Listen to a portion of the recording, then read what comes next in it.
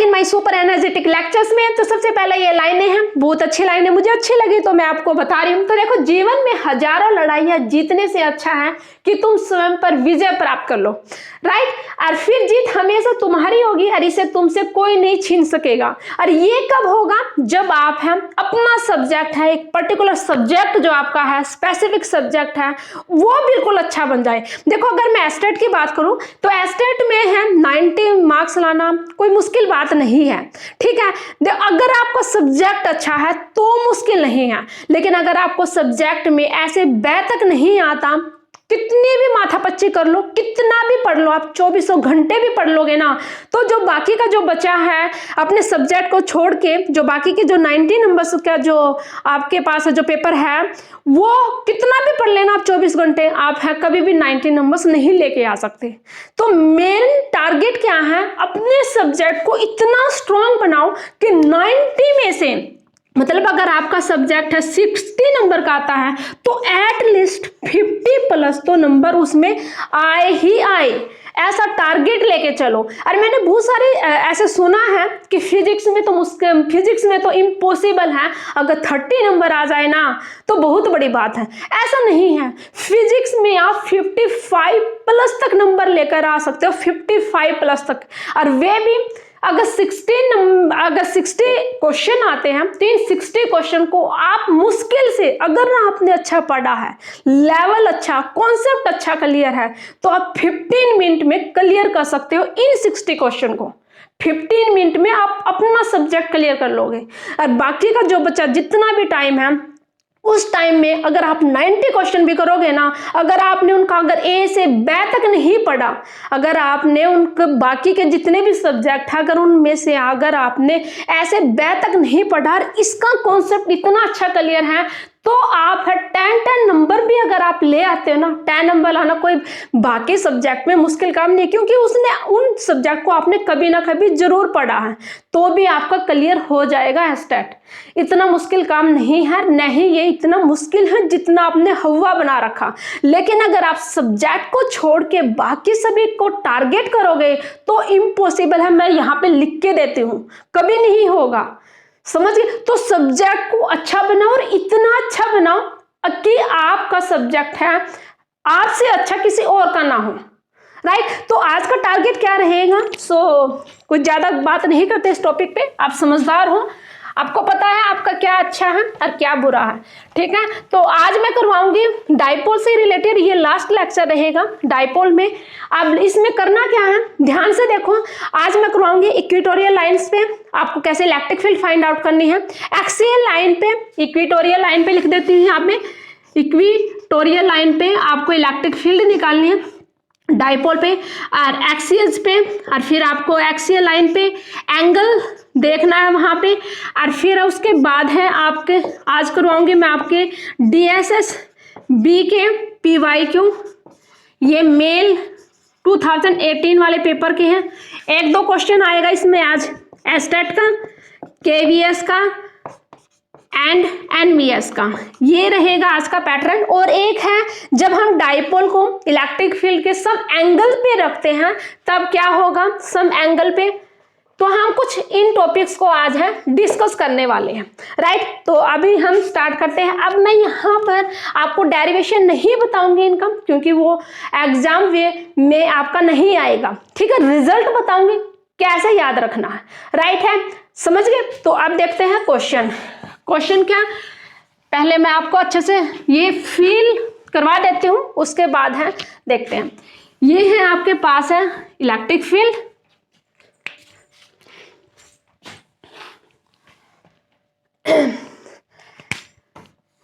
ये है आपके पास एक dipole, right, minus Q, and यहां पर है आपके पास प्लस Q। अब मुझे एक्सियल लाइन पे यहां पर आपको क्या फाइंड आउट करनी है, इलेक्ट्रिक फील्ड फाइंड आउट करनी है। अगर मैं इस लेंथ को 2a लूं तो ये आ गया A, ये आ गया A। अब इसी एक्सिस पे है, इसी लाइन पर है एक पॉइंट है जिस पर आपको क्या फाइंड आउट करनी है, इलेक्ट्रिक फील्ड फाइंड आउट करनी है। तो यहां से लेके अब इस लाइन को आप है यहाँ से अगर मैं मिला लेती हूँ तो ये मान लिया ये पॉइंट P है, इस पॉइंट पे आपको क्या फाइंड आउट करनी है, इलेक्ट्रिक फील्ड।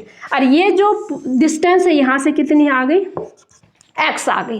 अब यहाँ पर इस पॉइंट पे अगर आप इलेक्ट्रिक फील्ड लिखोगे तो आपको, देखो मैं डेरिवेशन नहीं करवा रही, आपको सिर्फ मैं ये बता रही हूँ याद कैसे रखना अगर आपका एग्जाम में आ जाए तो।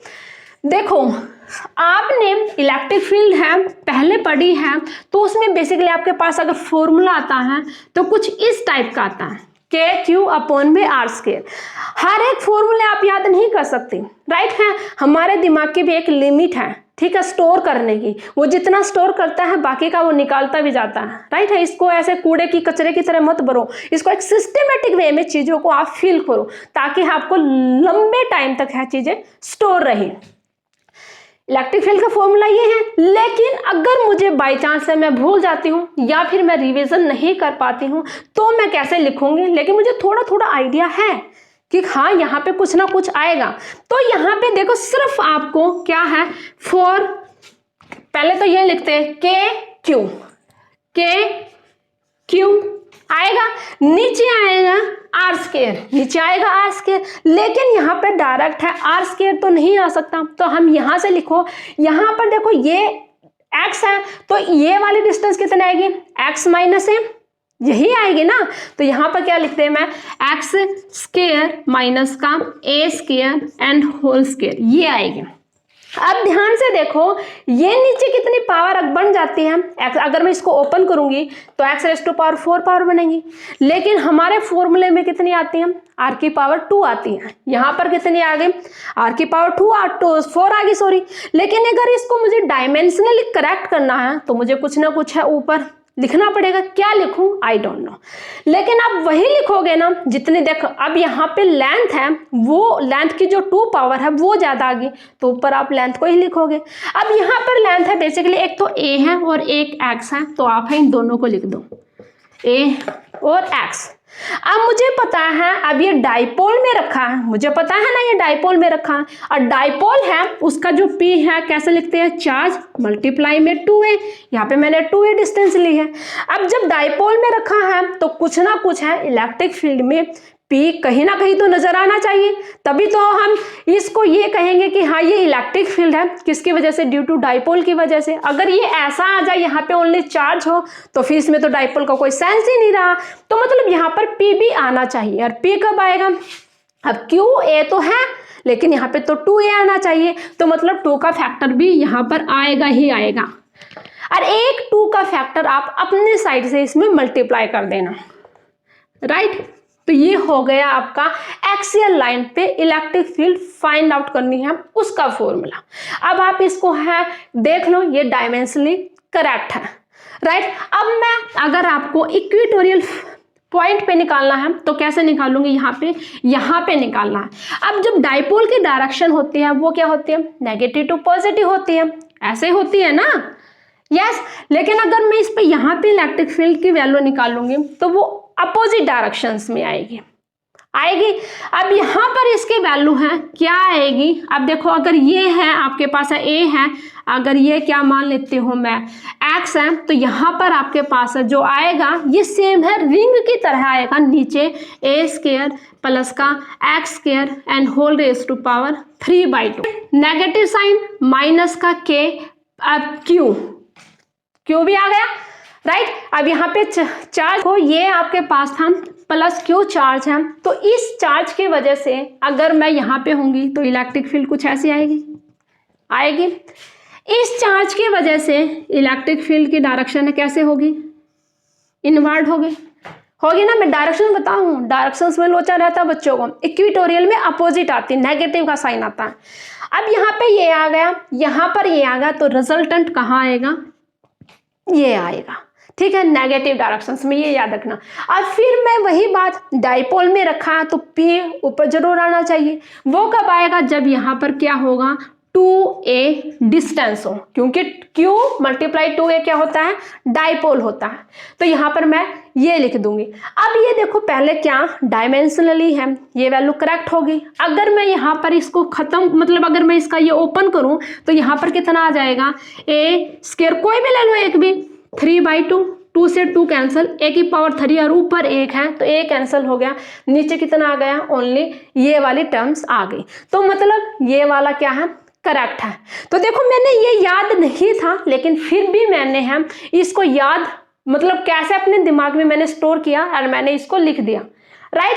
अब यहाँ पर आपके पास जस्ट अब इसको है बनाओ, ये आएगा माइनस का के पी अपॉन में ए स्क्वायर प्लस का x square whole raise to power 3/2 and इसको यहाँ पर करेंगे तो यहाँ पर कितनी आएगी आपके पास ए पी।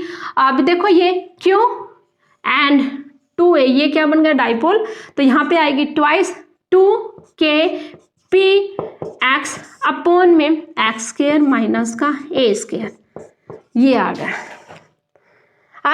अब ये देखो डायमेंशनली करेक्ट है, क्योंकि इसमें जो ए है, जो एक है ए वो इसमें आ गया और एक ऑलरेडी यहाँ पर है, करेक्ट हो गया। अब इसमें देखो यहाँ पर क्या करना है, इसमें सिर्फ अगर एक एडिशनल चीज आई है तो वो नेगेटिव साइन है, अगर इसमें एक एडिशनल चीज आई है तो वो क्या है 2 का फैक्टर आया है, ये याद रखना। 2kpx कई बार है ये डायरेक्ट नहीं पूछते, मतलब ऐसे नहीं पूछते कि आपको डायरेक्ट है फॉर्मूला पूछ लिया जाएगा, ऐसा नहीं पूछा जाएगा। तो मतलब इससे रिलेटेड कुछ और पूछ लेंगे, क्या पूछ लेंगे, रेशियो पूछ लेंगे, किसका, एक्सियल फील्ड का और इक्वेटोरियल फील्ड का। अगर आपसे रेशियो पूछते हैं तो आप डायरेक्ट है कह सकते हो E1 अपॉन में E2, या अगर मैं यहाँ पे एक्सियल लिखूं और यहाँ पे अगर आपको इक्वेटोरियल लिखूं तो एक्सियल का कितना आएगा डबल आता है, इक्वेटोरियल का कितना आता है 1 आता है, ऐसे पूछ सकते हैं आपसे, राइट। ये तो था जस्ट जनरल, आपको ऐसे याद रखना, मतलब चीज़ों को कैसे स्टोर करना, जस्ट मैंने आपको वो बताया है जिससे आपकी जो चीज़ें हैं लॉन्ग टाइम तक स्टोर रही, ठीक है। अब अगर आपसे यहाँ से क्वेश्चन आया हुआ तो पहले इस कॉन्सेप्ट को ध्यान से देखो, अभी मैं 2 या 3 क्वेश्चन कराऊंगी। Theta from ideal dipole, right. अभी तक जस्ट मैंने क्या किया है, डाइपोल को इलेक्ट्रिक फील्ड में रखा है, ठीक है, या तो पैरेलल रखा है एक्सियल लाइन पे या फिर इक्वेटोरियल लाइन पे रखा। लेकिन अगर मैं कहूँ डाइपोल से आपको थीटा एंगल पर आपको इलेक्ट्रिक फील्ड फाइंड आउट करनी है, तब आप कैसे फाइंड आउट करोगे। तो ये है डाइपोल जिसका मैंने लिख दिया यहाँ पे P है। अब यहाँ पे अब ध्यान से, जैसे मान लिया मैंने इस पॉइंट पे निकालनी है तो आप कैसे निकालोगे, पहले इस डाइपोल के आप है क्या कंपोनेंट लोगे, तो एक कंपोनेंट तो यहाँ पे आएगा जो कि क्या होगा P कोस थीटा एंड एक आपके कंपोनेंट ऐसा आएगा P साइन थीटा, आ गया। अब यहाँ पर मुझे निकालना है, तो जो अगर मान लिया मैंने इसको ए पॉइंट माना तो यहाँ पर एक्सियल लाइन पे इस पॉइंट पे निकालना है। अब मेरे पास है डाइपोल ये नहीं है, मेरे पास क्या आ गया P कोस थीटा आ गया। अब एक्सियल लाइन पे अगर मैं इसकी वैल्यू लिखूं तो यहाँ पे कितना आ गया E A एक्सियल कितना आ गया 2 की वैल्यू फैक्टर में वैल्यू भी बताया मैंने कितना था, वो 4 से मल्टीप्लाई किया था। 2 का जो फैक्टर था वो है Q मल्टीप्लाई 2a आके P आ गया और एक एक्स्ट्रा 2 का फैक्टर आता है, तो यहाँ पे आ गया 2k। अब P की वैल्यू कितनी है यहाँ पे P कोस थीटा अपॉन में कितने, अगर मैं डिस्टेंस यहाँ पे x लूँ तो अपॉन में x क्यूब। जो भी मैंने फॉर्मूले आपको बताए थे वो फॉर्मूले बेसिक थे, जैसे जैसे एग्जामिनर आपको कंडीशन देता है आप वैसे वैसे उन फॉर्मूलों में मॉडिफिकेशन करके हैं आप अपने आंसर को टारगेट कर सकते हो, राइट। वो अभी देखो अगर आपको फॉर्मूला याद नहीं हो तो आप है मॉडिफिकेशन नहीं कर सकते, तो फॉर्मूले को कैसे याद रखना वो मैंने आपको बता दिया और आप वो कर सकते हो। यहाँ पे बेसिकली क्या आएगा एक्स क्यूब, जबकि इसमें मैंने क्या था जो भी हम लेते हैं लेंथ, जैसे मैंने आर ली थी I think r square minus का a square and whole square था, तो उसमें कुछ लिमिटेशन लगाओ आगे है, इसको ए को 0 पुट करो और आपके पास है ये आ जाएगा, राइट। अब यहाँ पे अगर मैं है इक्वेटोरियल लाइंस पे अगर मैं है इलेक्ट्रिक फील्ड निकालूंगी तो यहाँ से कितना होगा ये वाला एंगल आता है आपका अल्फा और ये आता है थीटा, तो यहाँ पे इक्वेटोरियल पे आपके पास है इलेक्ट्रिक फील्ड की लाइन आती है वो नेगेटिव माइनस का के P। अब यहाँ पे कितना आएगा साइन थीटा अपॉन में एक्स क्यूब, ये आ गई। अब बेसिकली यहाँ पर एक रिजल्टेंट है वो ध्यान से देखो, इलेक्ट्रिक फील्ड सम एंगल से, इसी एंगल से ये वाला जो फॉर्मूला है मैं आपको वेरीफाई भी करके दिखाऊंगी, KP अपॉन में r cube under root of 3 cos square theta plus का 1, राइट। ये फॉर्मूला आप चाहो तो याद कर सकते हो, अदरवाइज आप याद ना भी करो तो भी काम चल जाएगा। अगर ये वाला फॉर्मूला याद है तो मैं आपको इसका एक बताऊंगी कि अगर आपको बाकी वाले में जो दोनों फॉर्मूले याद नहीं है तो भी कैसे आप फाइंड आउट कर सकते हैं। मैंने क्या कहा, अगर मैं यहाँ पे थीटा एंगल 0 ले लेती हूँ, थीटा एंगल 0 लिया तो मतलब है जिस पॉइंट पे मुझे फाइंड आउट करनी है वो डाइपोल के अलोंग है, डाइपोल के अलोंग है, डाइपोल के एक्सिस के अलोंग है।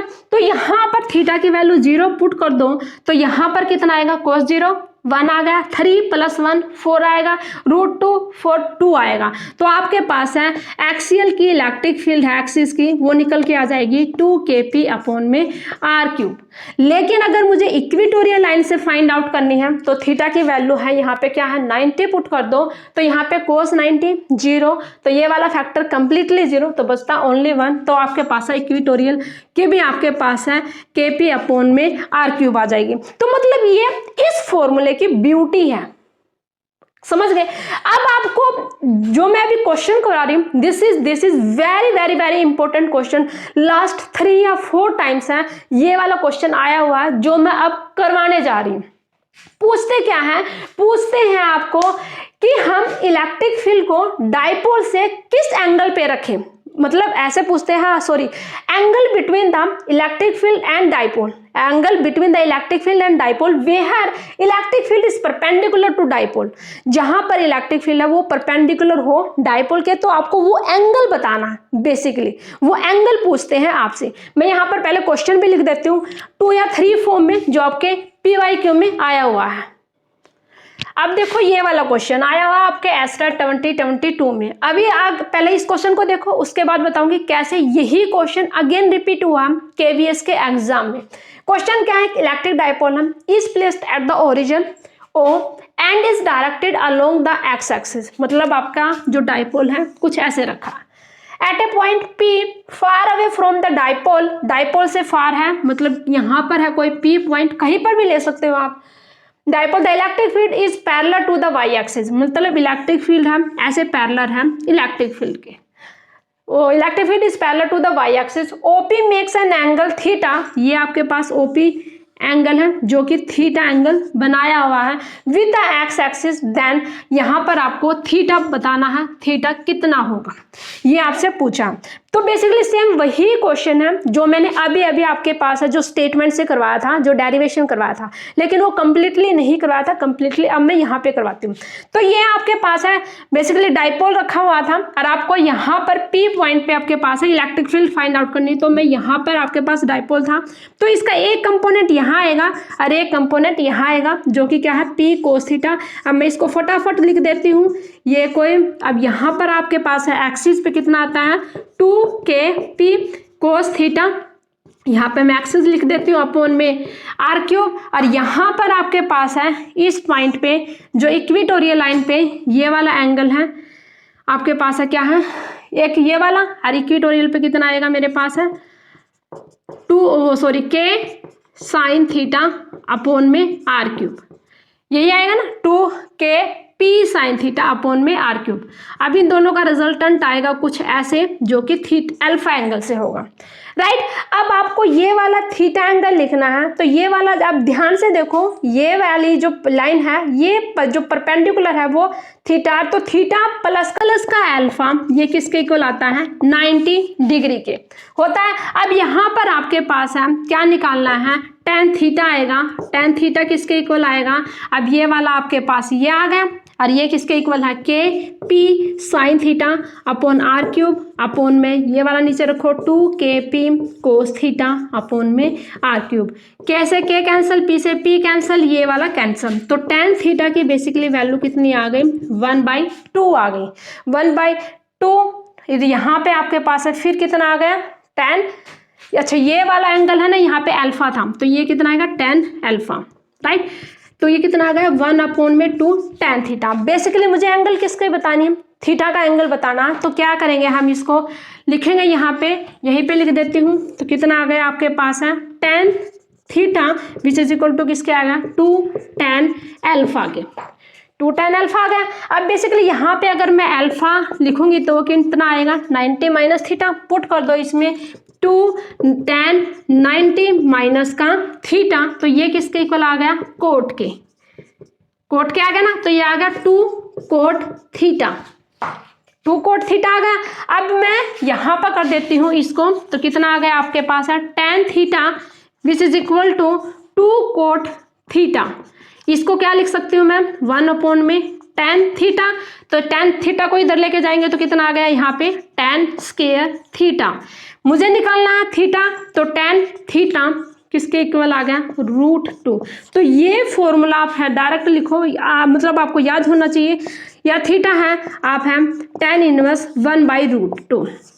तो आपके पास है जो आंसर है वो इस ऑप्शन में भी आता है और आंसर है वो इस ऑप्शन में भी आता है। तो ये दोनों ऑप्शन हैं आपको आपके माइंड में फिट होने चाहिए कि कहीं ना कहीं हमने ये देखे हैं इलेक्ट्रिक डाइपोल में tan थीटा √2, राइट। और ये थीटा है, अगर थीटा यहाँ पे बेसिकली ऑप्शन है इस फॉर्म में, तो tan theta which is equal to √2, तो this is our right answer. अगर ऐसे पूछता theta only then tan inverse √2 आ गया। अभी यहाँ पे देखो कई बार बेसिकली है, और जो ये एंगल होता है ये फ्रॉम डाइपोल, ये एंगल, ये डाइपोल था ना, तो ये एंगल है जो थीटा वो किससे है डाइपोल से है, एट विच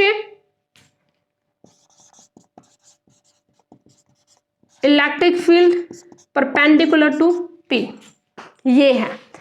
मतलब ये जो एंगल लिया है आपने थीटा वो क्या है एंगल फ्रॉम डाइपोल से है, एट विच जहां पे जो इलेक्ट्रिक फील्ड है वो परपेंडिकुलर है किसके आपके डाइपोल के, ठीक है। तो ये क्वेश्चन इंपॉर्टेंट है, नीट में तो पता नहीं कितनी बार आया ये क्वेश्चन, ठीक है। तो अब करते हैं नेक्स्ट क्वेश्चन।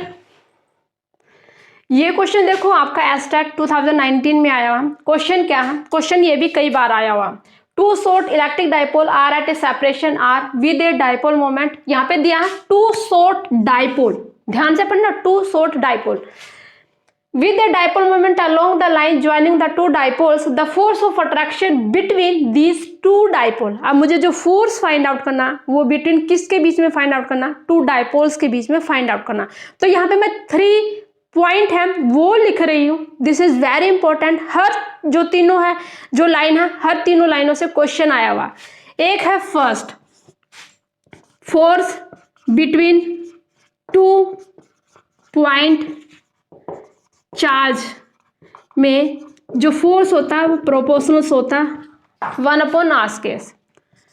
फोर्स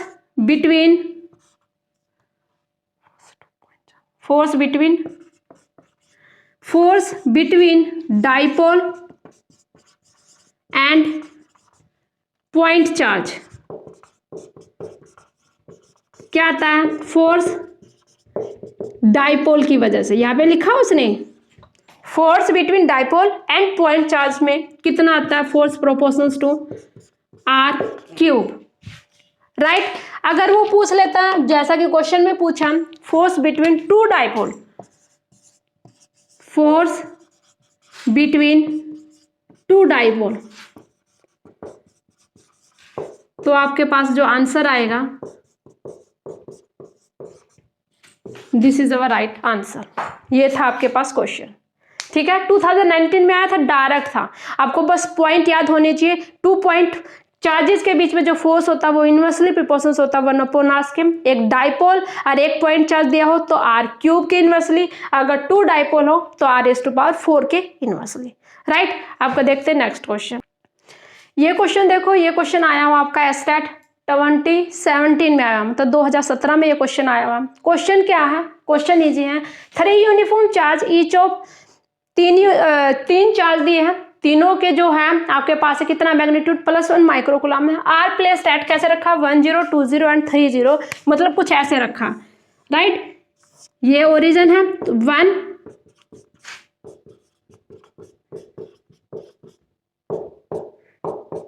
तीनों का मैग्नीट्यूड क्या है 1 माइक्रोकूलम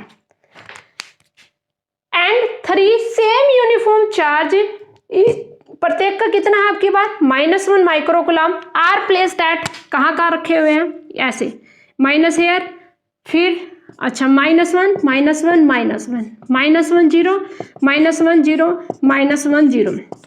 जब भी चार्ज का इस प्रकार से डिस्ट्रीब्यूशन आ जाए तो क्वेश्चन को आपको कैसे सोल्व करना है। सबसे पहले इस टाइप के क्वेश्चन को करने से पहले हम मोनोपोल चेक करते हैं। फॉर मोनोपोल के लिए हम जितने भी आपके पास चार्ज गिवन है उन सभी चार्ज का सम देखते हैं। अगर उन सभी चार्ज का सम है वो 0 के इक्वल आ जाता है तभी आपके पास है डाइपोल एग्जिस्ट करेगा, मतलब फॉर डाइपोल मोमेंट है वो एग्जिट करेगा, राइट है। तो सबसे पहले हम फॉर मोनोपोल के लिए क्या चेक करते हैं, जितने भी चार्ज गिवन है उनका हम नेट चार्ज देखते हैं वो 0 के इक्वल आता है कि नहीं आता। तो यहाँ पर फॉर मोनोपोल यहाँ पर लिख देती हूँ, यहाँ पे नहीं, अब मैं ये आपके पास ऑप्शन है वो इरेज कर देती हूँ। तो फॉर मोनोपोल के लिए अब आपको है ये देखने की नीड नहीं है, यहीं पे कट कर दो। ये 1 था, यहाँ पे ये है, सारा मैग्नीट्यूड दी गिवन है, इस 1 से ये कैंसिल, ये कैंसिल, ये कैंसिल, तो सारे के सारे जो चार्ज का है सम है वो किसके इक्वल आ जाता है, 0 के आ जाता है। तो आपके पास है फॉर मोनोपोल में क्यू नेट है वो किसके इक्वल आ गया, 0 के आ गया। इसलिए यहाँ पर क्या आएगा, डाइपोल मोमेंट है वो करेगा, राइट। अब डाइपोल मोमेंट ओनली एग्जिट तभी करेगा जब नेट चार्ज है वो 0 हो, ये ध्यान रखना है। अब उसके बाद है क्या करना है, अब डाइपोल मोमेंट है वो कैसे निकालते हैं। अब डाइपोल मोमेंट देखो यहाँ पे डाइपोल मोमेंट, तो उसके लिए क्या देखते हैं, चार्ज मल्टीप्लाई उसकी डिस्टेंस कितनी है, ठीक है, एल। अब यहाँ पे उन दोनों का प्रोडक्ट लिखते जाना, और चार्ज को जो भी आपके पास है प्लस साइन में लिख रखा है, दे रखा तो आप वैसे लिखोगे, नेगेटिव के साइन के साथ लिख रखा तो आप वैसे ही लिखोगे, ठीक है, क्योंकि चार्ज क्या होता है, स्केलर क्वांटिटी होती है। अब लिखो यहाँ पे तो कितना आ जाएगा, 1 मल्टीप्लाई में 1, 1 मल्टीप्लाई 1, 1 मल्टीप्लाई 2, 1 मल्टीप्लाई 3, इन सभी को ऐड करते जाओ। हम समेशन चेक करते हैं यहाँ पे कुछ ऐसे, राइट, टू n। अब यहाँ पे क्या आएगा, 1 + 1 + 3 प्लस का, अब क्या थे, मैं माइनस में थी तो -1 प्लस -1 -2 प्लस -1 -3। अब इनको जस्ट ऐड कर दो, 1 2 3, तो यहां से कितना आ गया, 6 आ गया, यहां से +1 +2 +3, तो यहां से भी कितना आ गया, 6 + 6 तो कितना आ गया आपके पास है 12 माइक्रो कूलाम मीटर। ये आपके पास क्या आ गया, राइट आंसर आ गया। लेकिन अगर क्वेश्चन आपको कैसे दे दे, ऐसे दे दे, ये एक ट्रायंगल दी है, राइट। अब यहाँ पे दे दिया -2q, यहाँ पे दे दिया q और l। और अब आपसे पूछ लिया डाइपोल मोमेंट है वो फाइंड आउट करो, तो आप कैसे फाइंड आउट करोगे। तो देखो सबसे पहले आप क्या करो, या तो जैसे मैंने बताया आप वैसे उस फॉर्मूले से करो। कैसे, यहाँ पे ये है एक, कहीं पे भी एक सिमेट्रिक पॉइंट है वो चूज कर लो यहाँ से। अब ये l है तो अब यहाँ से आपको इस पॉइंट से आपको डिस्टेंस निकालनी है और आपको डायरेक्ट है उनको ऐड अप करना। सबसे पहले आपको फॉर मोनोपोल के लिए क्या चाहिए, वो क्या चेक करना है कि चार्ज जितने भी गिवन हो उनका सभी का समेशन है वो 0 के इक्वल है कि नहीं है। अगर वो 0 के इक्वल आ जाता है, मतलब नेट चार्ज इक्वल आ जाता है 0 के, तभी आपके पास है डाइपोल मोमेंट एग्जिट करेगा, अदरवाइज नहीं। तो सबसे पहले देखो 2q - q, तो टोटल नेट चार्ज है वो कितना आ गया, 0 आएगा। अभी आप डाइपोल मोमेंट है फाइंड आउट कर सकते हो, राइट। अब ये L डिस्टेंस है, ये भी L डिस्टेंस है, ये भी L डिस्टेंस है। जब ये वाला पॉइंट लोगे तो यहाँ पे इस पॉइंट के लिखोगे आप L/2, क्योंकि यहाँ पे इसके पॉइंट के कोऑर्डिनेट लिखने पड़ेंगे, और तब आप है डायरेक्ट कर सकते हो। लेकिन अगर आपको इतनी माथापच्ची नहीं करनी है तब आप कैसे करोगे। तो देखो ये है, यहाँ पे सभी जो डिस्टेंस है वो इक्वल है, तो मतलब ये है, यहाँ पे एंगल कितना आ गया, 60 डिग्री आ गया, 60 डिग्री आ गया ना। अब ये जो -2q चार्ज है, क्या इस -q को 2q को आप ऐसे नहीं लिख सकते हो। तो आपके पास है बेसिकली एक डाइपोल ये बन गया, और बेसिकली आपके पास है एक डाइपोल ये बन गया। अब आप है ये जो दोनों डाइपोल हैं सेम मैग्नीट्यूड, मतलब सेम लेंथ है, मतलब बिल्कुल इक्वल है। दोनों चार्ज के बीच में जो सेपरेशन है वो L है, और किस एंगल से है ये सेपरेटेड, 30 डिग्री से, 60 डिग्री से। यहाँ पे भी ये 60 डिग्री का एंगल है। और जब भी दो हैं इक्वल मैग्नीट्यूड है, उनके बीच में आपके पास है 60 डिग्री का एंगल है, तो उनका रिजल्टेंट कितना आता है, √3f आता है। लेकिन हम यहाँ पे डाइपोल फाइंड आउट करेंगे तो कितना आएगा, √3pl आएगा। आएगा। अब आपको जस्ट मैग्नीट्यूड तो मैंने निकाल दिया, अब आपको जस्ट क्या चेक करनी है, डायरेक्शन चेक करनी है। अब यहाँ पे देखो डाइपोल की डायरेक्शन होती है नेगेटिव टू पॉजिटिव, तो यहाँ पे कुछ ऐसे आएगी। इसकी डायरेक्शन कहाँ आएगी, ऐसे आएगी। और इनका रिजल्टेंट है वो कहाँ लाइज करेगा, नीचे की साइड लाइज करेगा। तो यहाँ पे अगर डायरेक्शन लिखना चाहूँ तो आप -j का लिख सकते हो, राइट। अगर आपके पास है कुछ ऐसे दे दिया जाए, ऐसे ये 2 डाइपोल दे दिया और अब इन 2 डाइपोल्स के बीच में एंगल कितना है, 120 है। यहाँ पे मैंने क्या दे दिया, जैसे 2q and here -q and here -q। अब आपको डाइपोल मोमेंट फाइंड आउट करना, तब आप कैसे फाइंड आउट करोगे, तो जस्ट कुछ नहीं करना, इस 2q को आप है सेपरेट करके लिख दो। एक q हेयर, एक तो आपके पास एक डाइपोल ये बन गया और एक डाइपोल आपके पास क्या बन गया, ये वाला बन गया। अब जब 2 डाइपोल है मतलब सेम मैग्नीट्यूड के हैं तो आपके पास है रिजल्टेंट क्या रहता है, बिल्कुल सेम रहता है। 120 एंगल पे सेम रहता है, 60 एंगल पे √3 आता है, 90 एंगल पे कितना आता है, √2 आता है। तो यहाँ पर आपके पास है जस्ट कितना आएगा, सेम एज इट इज आ जाएगा। अब F है, ये फोर्स है। अब यहाँ पे क्या निकाल दें हम, डाइपोल, तो आपके पास है क्या आ जाएगा, P आ जाएगा। और इसकी वैल्यू कितनी आएगी, अगर इनके बीच की डिस्टेंस L है तो आप क्या लिख सकते हो यहाँ पे P। और ये क्या, अच्छा ये तो क्या था, फोर्स था। अब इसको क्या लिखेंगे हम, PL। अब आप है जस्ट आपको डायरेक्शन है वो लिखने, और वो आप है इजीली लिख सकते हो, राइट। अब अगर आपके पास है, मैं कुछ क्वेश्चन करवाती हूँ DSSB के जो PYQ है, अब उन क्वेश्चन को सोल्व करते हैं फटाफट। अब मैं बताती हूँ आपको DSSB में कैसे कैसे क्वेश्चन आए हुए। अब मेरे साथ ना एक प्रॉब्लम है, प्रॉब्लम क्या है, मैं इतने सारे मार्कर ले आई, अगर किसी को भी पता हो तो आप प्लीज़ मुझे बताना। सभी मार्करों की ऐसी ही बुरी हालत है, तो मैं कौन से मार्कर चूज करूँ आप मुझे बताना, ठीक है। इतने सारे मार्कर है, थोड़ा सा लिखते हो फिर इंक डालनी पड़ती है, थोड़ा सा लिखते हो फिर इंक डालनी पड़ती है। और आप दिखाया देख ही रहे हो कैसा है, ये कैमलिन के मार्कर है, बहुत ख़राब सिचुएशन है इनकी।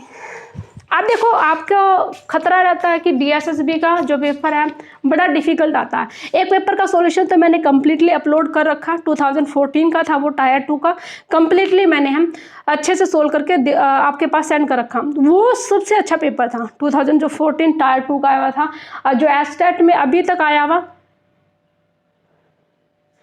जो पेपर है सबसे अगर अच्छा पेपर वो 2017 का ही था, जो अच्छा पेपर था, और तो सब कुछ ईजी था। अब यहाँ पे देखते मैं आपको DSSB के क्वेश्चन दिखाती हूँ कैसे कैसे आए हुए हैं।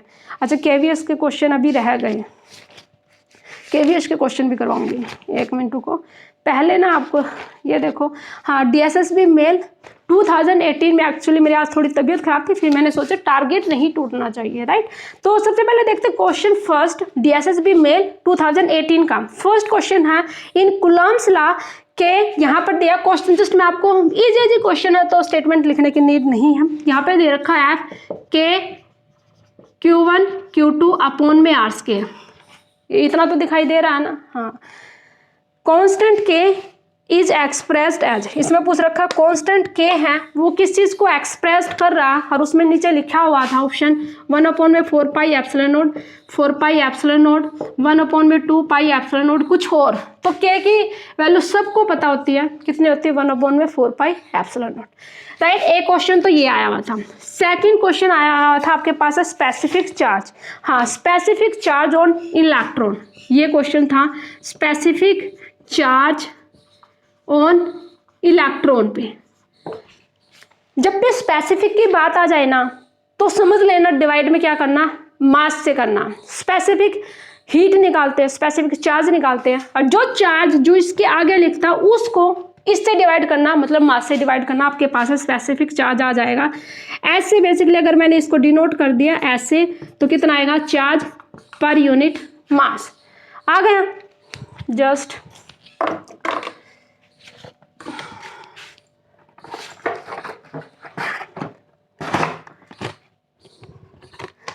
आ गया। अब यहाँ पे चार्ज की वैल्यू लिखो, कितना आएगा 1.6 मल्टीप्लाई 10⁻⁻19, और मास की वैल्यू लिखो 9.1 मल्टीप्लाई 10⁻⁻31। तो ये कैंसिल करके कितना आ जाएगा 1.6 अपॉन में 91 मल्टीप्लाई 10⁻12। तो ये कट आउट करके आपका डायरेक्ट है आंसर आ जाएगा, वो मैं लिख दूंगा, आप कैलकुलेशन कर लेना। कितना आएगा 1.76 मल्टीप्लाई 10⁻12।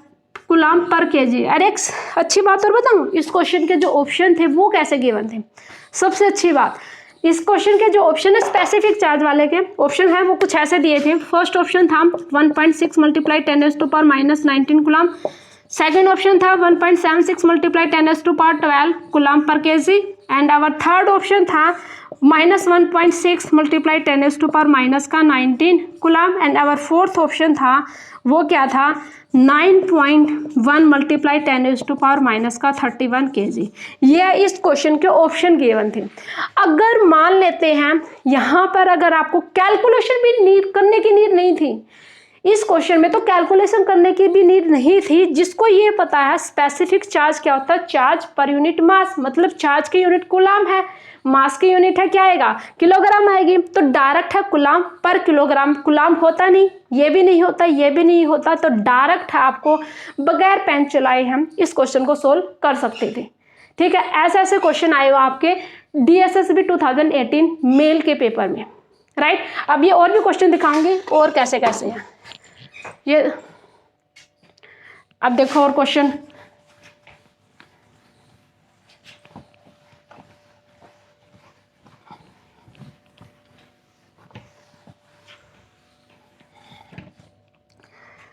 अच्छा एक क्वेश्चन था कूलाम्स लॉ। क्वेश्चन है Coulomb's law F which is equal to K Q1 Q2, यहाँ पे लिख दूं Q1 Q2 अपॉन में R स्क्वायर, ये गिवन है आपके पास। और ये इसने पूछा है very such similar to, option दे रखा आपसे स्नेल्स लॉ से, सेकंड ऑप्शन है न्यूटन्स ग्रेविटेशंस लॉ से, और थर्ड है ओम्स लॉ, और फोर्थ है मोजरी लॉ। तो ऑब्वियसली क्या होगा, ये ग्रेविटेशंस लॉ से ही सिमिलर है, क्योंकि उसमें भी इन्वर्सली प्रोपोर्शनल आर स्क्वायर था और इसमें भी इन्वर्सली प्रोपोर्शनल आर स्क्वायर है। तो देखो कैसे कैसे क्वेश्चन गिवन है। अब 2 या 3 क्वेश्चन और भी हैं और हैं। हाँ, एक क्वेश्चन ये था, क्वेश्चन मैं आपको बता, क्योंकि इजी क्वेश्चन तो आप ऐसे ही देखो। फोर्थ क्वेश्चन क्या है, यू शुड रिजेक्ट करना आपको कौन सा आपके पास है चार्ज नीचे है वो गिवन है। आपके पास है एक चार्ज गिवन है क्या, Q 100 इलेक्ट्रॉन। सेकंड है आपके पास है माइनस का, एंड अवर थर्ड ऑप्शन है, एंड अवर फोर्थ ऑप्शन है, इनमें से कौन सा चार्ज है वो रिजेक्ट करोगे आप, है किस चार्ज को हम कैलकुलेट नहीं करते हैं अपने फॉर पर्पज ऑफ कैलकुलेशन के, तो आप बताओ कौन सा ऑप्शन होगा। अब देखो चार्ज है वो क्वांटाइज होता है, Q is equal to N E, where N क्या होता है, होल नंबर में एग्जिस्ट करता है, तो ये वाला एग्जिस्ट करेगा। माइनस का 2e चार्ज है, पॉजिटिव भी हो सकता है नेगेटिव भी हो सकता है। 3e ये क्या है माइनस का 2.1 जो कि इंटीजर फॉर्म में है, ठीक है। तो ये क्या होता है, हमेशा चार्ज है वो डिस्क्रीट वैल्यू में है लाइज करता है, कॉन्टिन्यूस वैल्यूज में हम चार्ज नहीं ले सकते। तो हम ओनली ये वाला आपका ऑप्शन क्या होगा, राइट होगा, क्योंकि ऑप्शन में बोला था रिजेक्ट करने को कि हमने कौन सा ऑप्शन है रिजेक्ट करना है, तो ये वाला ऑप्शन आएगा रहेगा। अब एक क्वेश्चन 2 क्वेश्चन और हैं, ये सिर्फ 18 मेल के ही पेपर चल रहे हैं प्री PYQ। अब देखो एक क्वेश्चन और करवाते हैं, दोनों क्वेश्चन फीमेल के नेक्स्ट लेक्चर्स में करवाऊंगी, राइट। अब देखो क्वेश्चन क्या है, if you double the distance of a point from a dipole the electric field drops by a factor of, ये देखो मेल का यहाँ क्वेश्चन है, इफ मैं लिख देती हूँ, ये देखो लास्ट क्वेश्चन, जितने भी बचते हैं वो कराऊंगे नेक्स्ट लेक्चर में। अब देखो if you double the distance of a point from a dipole से पूछ रखा है, ये ध्यान रखना, the electric field from drop by a factor, कितने फैक्टर से इलेक्ट्रिक फील्ड वो ड्रॉप करते हैं। सबसे पहले जब डाइपोल दे रखा है तो आपको क्या पता होना चाहिए, इलेक्ट्रिक फील्ड इनवर्सली प्रोपोर्शनल होता है 1/r3, जो कि मैंने स्टार्टिंग में करवाया था, ठीक है। अब यहाँ पे पूछ लेते हैं E प्राइम अपॉन में E कितना आएगा, ये आएगा और ये आएगा r3 कितने से, if you double the distance कितनी का रखी है आपने, डबल का रखी है। तो यहाँ पे मैं डिस्टेंस मैंने कितने ले ली, डबल से मैंने मान लिया 2r। अब 2r का क्या करूंगी, तो मैं कितना आएगा E डैश अपॉन में E r3, 8r3, ये कैंसल, तो आपके पास है जो न्यू इलेक्ट्रिक फील्ड है वो कितने फैक्टर से ड्रॉप हो जाती है, ड्रॉप मतलब कितने फैक्टर से गिर जाती हैं, 8 फैक्टर से, बाई 8 फैक्टर से। ठीक है, यहाँ पे ऐसे आएगा, ये क्वेश्चन ऐसे करना था आपको।